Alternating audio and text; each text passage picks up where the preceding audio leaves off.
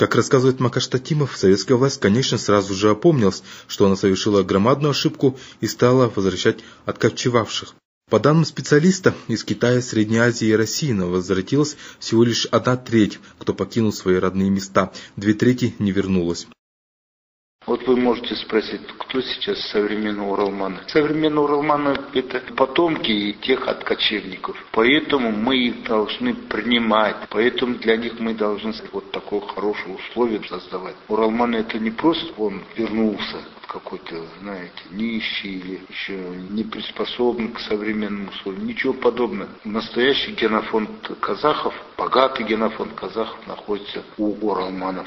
Вы можете спросить, почему это так случается? Кто мог, например, из центра Казахстана уехать в Сибирь? Энергичные люди могли уехать. Кто мог из восточного Казахстана выйти в Китай? Состоятельные люди могли уехать. Кто из южного Казахстана мог сразу поехать в Узбекистан и осесть? Тоже деловые люди. Вот это уралманы наиболее энергичны, наиболее генетическом отношении, очень богатый наш генофонд. Мы должны ее беречь. Их сейчас около 5 миллионов. Самих казахов в Казахстане 9 миллионов 350 тысяч. Значит, численность казахов сейчас чуть больше 14 миллионов. От того, что мы могли бы иметь. Но Казахстан огромный, многие земли опустили. После этого только Сталин и Берия начали кампанию по переселению в Казахстан народов, которые оказались без доверия. Сразу армян переселили из Турции, которые перебежали через границу. Сразу же корейцев переселили из Дальнего Востока, потому что думали, что если начнется война, они могут перейти в сторону Японии, хотя наши корейцы к этому не собирались. Ну и по хозяйственной нужде тоже можно было, потому что надо было сеять рис, у нас никто не умел сеять рис, они приехали. А перед этим переселяли к нам поляков из оккупированных территорий, прибалтийцев переселяли, ну я не буду говорить об украинцах. Вот так. Это значит, знаете, вот это все компании друг с другом связаны. Можно даже говорить, что специально устроили голодомор, чтобы очистить казахскую степь и туда переселить народов, которые не вызывали доверия к режиму Сталина. Вот так надо говорить все. Потом во время войны, даже уже война с победой окончилась, переселили чеченцев, ингушей, карачаевцев, балкар переселяли, крымских татар переселяли. Вообще не было в этом нужды. Я даже могу сказать больше. На их территории прошла гражданская отечественная война. И по числу героев Советского Союза на миллион условное население на первом месте стоит крымские татары. На втором месте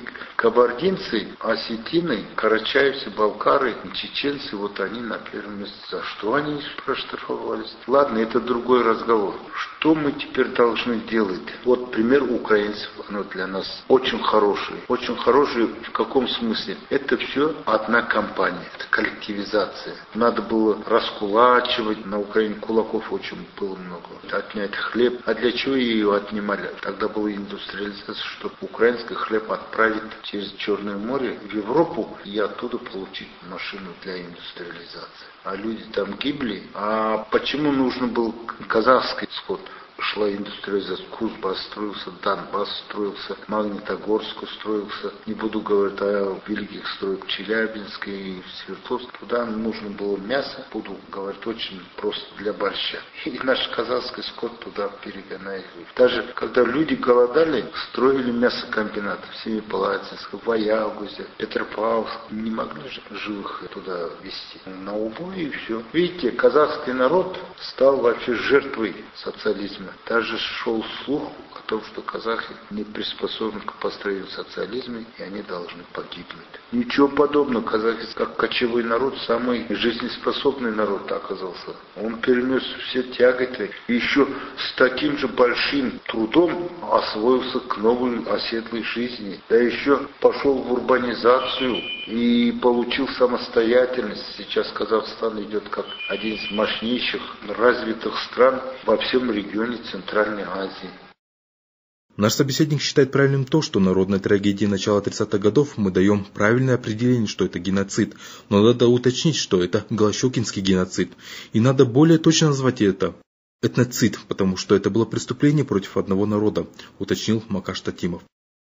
Теперь что надо делать? Нельзя оставлять это в таком виде, вот в бумагах, все время скорби. Нам надо ее поднять до уровня мировой политики, и надо говорить, как армяне говорят, что это геноцид был. И надо говорить, особенно как украинцы, что это был геноцид против народа. И надо обвинять кого-то.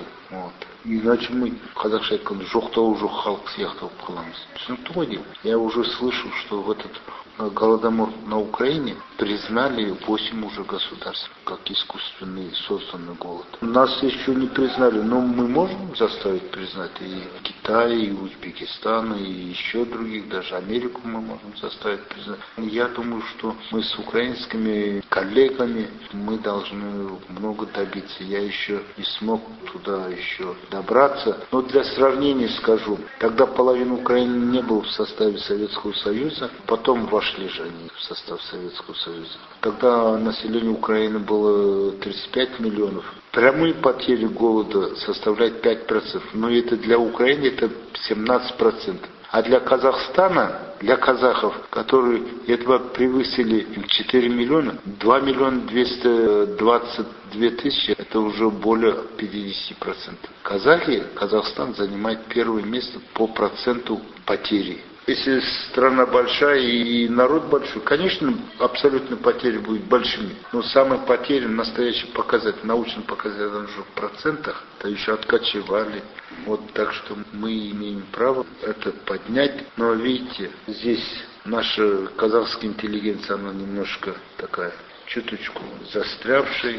У него сейчас проблема только языка. Даже проблема языка, из-за чего появилась, потому что языковая среда разрушена была. Вы представьте себе, во время целины процент казахов было всего 27%, а перед голодом был 57%. И в начале века был 77%.